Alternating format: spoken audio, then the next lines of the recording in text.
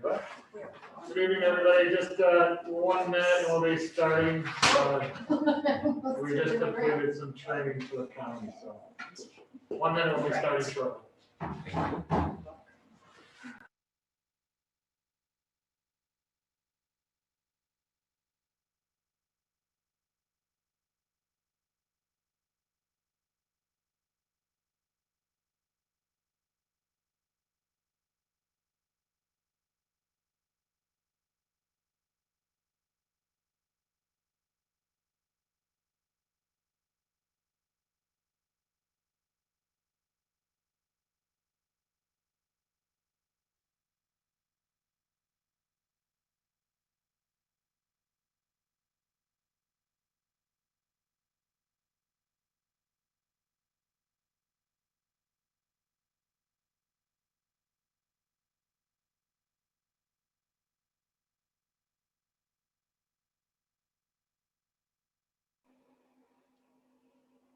Evening, it's 5:10. I'd like to call this advisory board meeting to order.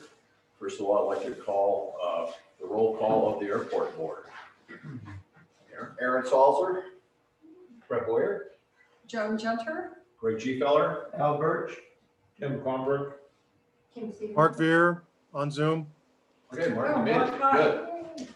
Okay, let's please stand for the Pledge of Allegiance.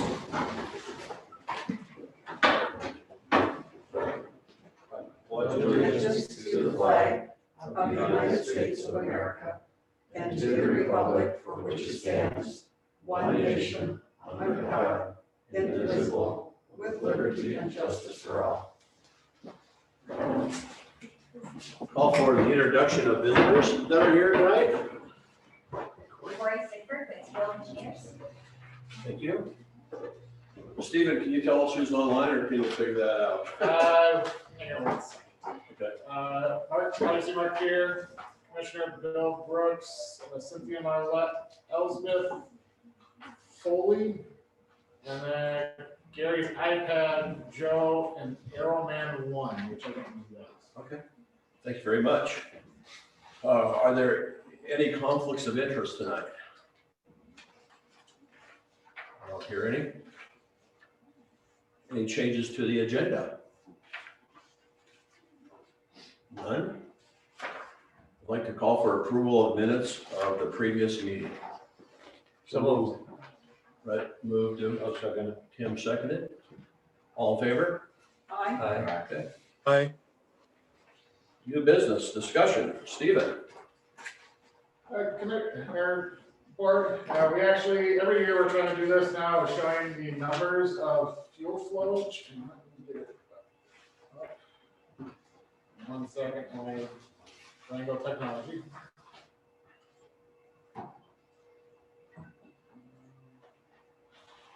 So what these are is the current fuel numbers through the last 10 years of jet flowage on the field. This year we actually had, last year we actually had the most fuel delivered at any point in the history of record that we have records for. We had over 1.1 million gallons of jet fuel were delivered to the airport this year. As you can see, the split, the orange is the total number of jet fuel on the field, and the red is others, such as Riley. There's a couple of them which we know of. Riley, the people that own private fuel tanks in the field. This is, they did about 37,000. The two FBOs accounted for 1,127,465 gallons being delivered this year. It is actually extremely evenly split. They're within a very close range. As you can see, our fuel flowage for jet has continued to grow through the last decade, and we hope to see it continue to grow as well. Moving into fuel flowage for 100 low lead, we had 87,642 gallons delivered to the field this year, or last year, excuse me. All of that was two FBOs. Stancraft, which I'm sure is because they had the self-serve, was about 15,000 ahead of resort. But as you can see, we've seen some moderate growth in in fuel flowage numbers, but it is not a great deal of, it's a pretty flat line, especially when compared to the jet numbers. Any questions on this? Does that correlate with usage? Obviously, the usage has gone up this year, right? The usage has gone up significantly this year, yes. But oddly enough, our usage, we've seen more usage, in my opinion, of piston aircraft over jet aircraft proportionally. We've seen increases in both. But our fuel numbers don't reflect that, and it's because it's cheaper in places that are fairly close. But All right, thank you, Stephen. Yep. You're up for staff reports, sir, and updates. Keeping that mouse humming today. Yep. You might, are you gonna let people know we might be knocked offline here, or? you're gonna- Actually, we should probably say that very quickly. Just so everyone is aware that's on the Zoom call, the county is having their IT system switched over by Verizon. At 5:30 is when they're starting. There may be a point where we lose connectivity. If that is the case, we will either postpone or suspend the meeting until such time that we receive internet access back. And so, Okay, from there. if we hit must, we will can't, or just end the meeting In the as meeting. well. Okay, thank you. Alright. So this is the current project status list. Nothing much has changed for summer construction from last month, however, we continue to work through some issues with D North, that we've talked about previously about not meeting smoothness. These are both the construction and the design. We hope to wrap this project up fairly early next year. The design decoupling is still known as that. We anticipate this to be modified slightly due to FAA allowing for reshuffling of projects.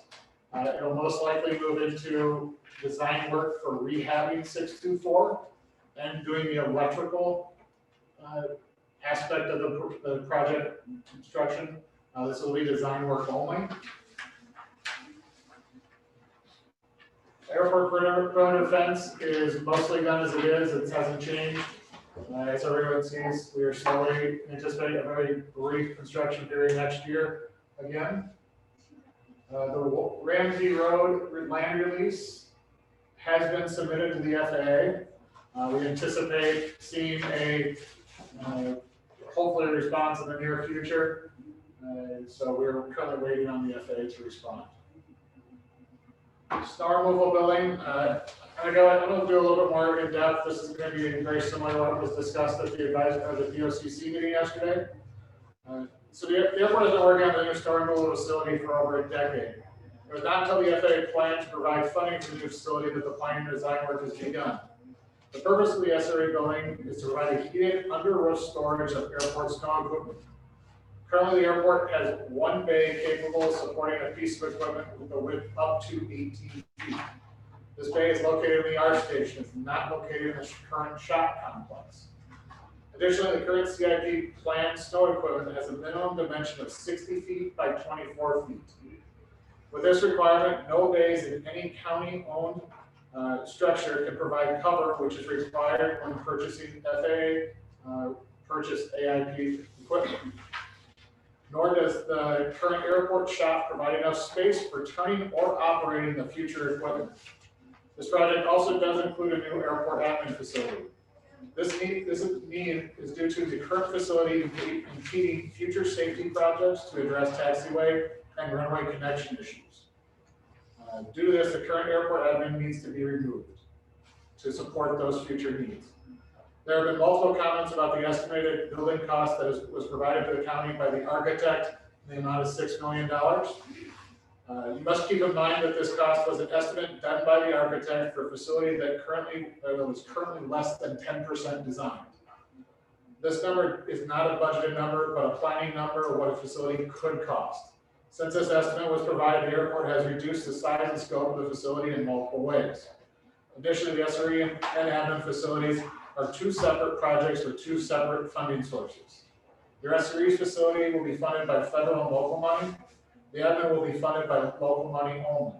With the understanding, if the airport does not secure its funding plan, we will not build the airport admin facility. The only work guaranteed on the admin is the SRE and admin facility connection point. Current estimates from the CMGC are approximately $175 per square foot for the SRE facility. It must also be noted that any construction using federal funds is approximately 20 to 50% more expensive than if funded locally only. This is due to federal requirements such as reporting, Davis-Bacon wages, and Buy American clauses. As a reminder, this delivery method chosen for the facility is construction manager / general contractor, or known elsewhere in the country as construction manager at risk. In this delivery method, a contractor is chosen through an RFP process at the beginning of the project to assist in the design phase of the facility. This process should reduce the facility costs and change orders that are required during construction. However, this method does not alleviate federal and state requirements of bidding. These biddings are included for all the independent parts of the building, such as structural, electrical, mechanical. All those still must be bid out. This bidding is completed by the CMGC, not the county. Any questions on the SRE facility? All right. You have a timeline on that? Current grant estimate delivery would be in August, most likely, possibly July. However, due to the additional federal funding for COVID, no one is exactly sure how much money will be put to airports. So it could see a similar situation at the end of this year where we've got an extra $600,000 for a grant for the fence. We may get additional monies as well for this project or other projects as well. And actually, as of yesterday, the commission approved the task order for TO to begin designing. They're the lead on that. There's quite a few people as part of that team. And they also did the notice of award to Fisher Construction Group. We're still working on the contract for Fisher Construction Group, but they've already started working as well. So additional items, obviously DDE, we had some issues and had to refile. That's actually just been submitted today. Task order, we have some other items. We are currently working on a land release of all the property south of the PAC and airport shops and the sheriff search and rescue. What the goal is to dispose of that property from the airport's ownership. This will provide a funding mechanism for the SRE facility, as well as if there's enough funding to purchase land on the north side, and also to fund airport snow equipment. Additionally, we have some southwest apron costs and MTO for just the north side. We have started working on is the north side. An item that we just started is instead of having the tenants that are going to do leasing on the north side pay for all the or install the infrastructure on a chunk by chunk, there's discussions that we're going to actually do that as the airport, and then the hangar tenants would be required to refund or pay us back by a linear foot what we did install. And we're just working through that agreement right now. That way it's all built to the same spec and Yep. people don't. It's built to our spec, and then they connect to it, but they are still responsible for funding that as part of their leasing needs. Want to touch on what DVE stands for? Yep, we can touch on DVE. It's disadvantaged business enterprises. What it is we are required federally to have a percentage of our cost of our projects to have a percentage of that going to disadvantaged business enterprises. Most of those are considered women-owned, minority-owned. There's a couple other caveats in there as well. And we average, is it about 2.5% is what the goal of all of our projects is it's 2.5%. Thank you. Any additional questions before we move on? Did you already mention to remove CARES from AIP grant? The end there, to remove CARES money from AIP grant? I can You describe it. explain that. So, when we filed originally, it was not super clear on the FAA on how we were supposed to file the reporting for your AIP. Each year we have to do an AIP, kind of like, this is how much the FAA gave us.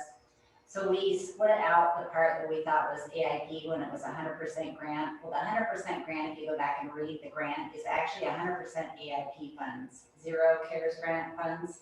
So when we split it, we did 90 AIP and 10 CARES grant funds. And instead that was incorrect, so it was rejected by the FAA and we resubmitted it with the 100% AIP. So the fencing grant and then the taxiway north grant money those two were 100% grants and they were just incorrectly reported, so then it was resubmitted.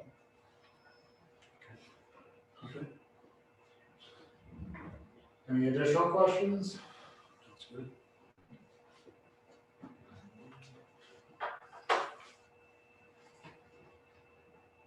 So the next item is the grant assurance workshop. What the plan for this is this will be an additional meeting to be held following next month's meeting. What we're going to be doing is go through some training on grant assurances and what they mean to airports. And also typically where airports see conflicts with the airport users, the airport tenants, and stakeholders is where there's about 5 of them, and we're gonna go through that and talk about what things can happen with it and why we have grant assurances and why they're important to us.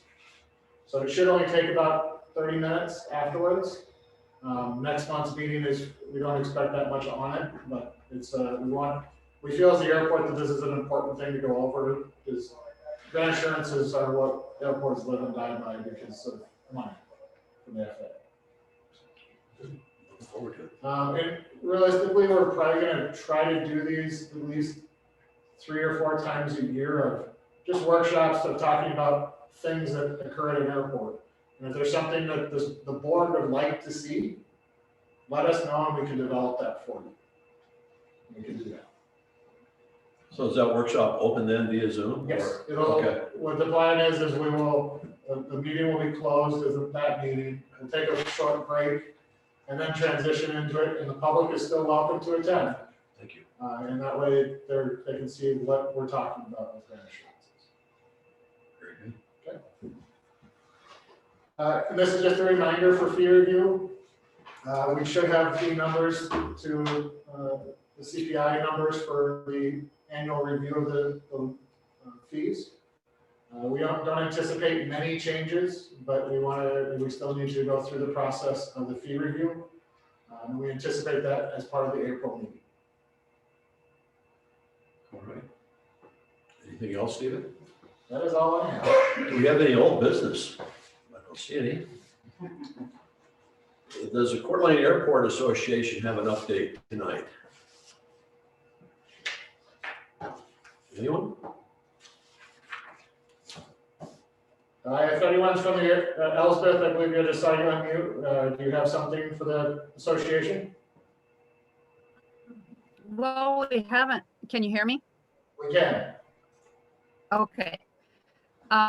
We haven't really been meeting because of all the COVID stuff, but we've been trying to pay attention to what's going on there at the airport. We appreciate your reviews.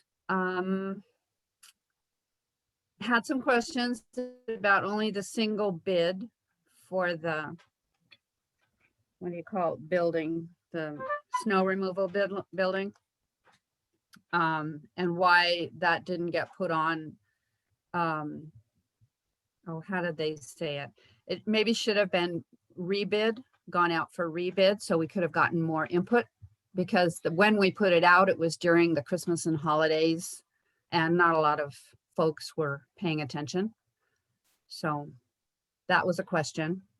And then also with this grant application training, I think there's a couple of us who would really like to attend as public people, if we can. So I'd like more information to pass along to our group on that, if possible. Elizabeth, that, And Sir? that workshop is gonna be open to the public. Due to space constraints, we would probably ask that it be attended by Zoom. What'll happen is we will take a brief recess. The Zoom meeting will still be up, and we will do this the same, basically similar to what the meeting was. If you can attend that way, if you would like to attend in person, we could probably accommodate 1 or 2 at most. But we are very limited on space in the facility. Okay, I understand. Just so we know about when that's going to be, time and place, and the appropriate number, passcode to get in on the Zoom, that would be great. It'll be this exact same information. Okay, The same as what they. yeah, and this is just kind of a tongue in cheek, but I really am kind of serious. Would it be possible to write a grant to get a cafe on the airport? There may be grants available out there that I'm not aware of. I know FAA grants would not pay for something like that. Well, what you guys need in your new airport manager office is a place where people can come in and have some coffee. Just saying. Thank you, Elspeth. Thank Anything? you all. I'm done. Okay. Any more public comment? Anyone's showing up there, Stephen? If anybody is requesting to speak, please do now. Or if you feel free to type it into the chat.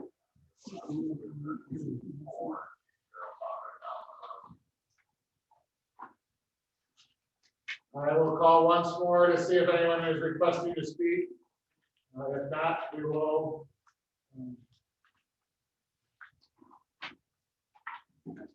No one appears to be wishing to speak. Okay, Mark, on Zoom as a board member, do you have any comment? I have nothing. That I'd like to call for adjournment. I make a motion to adjourn. Darren?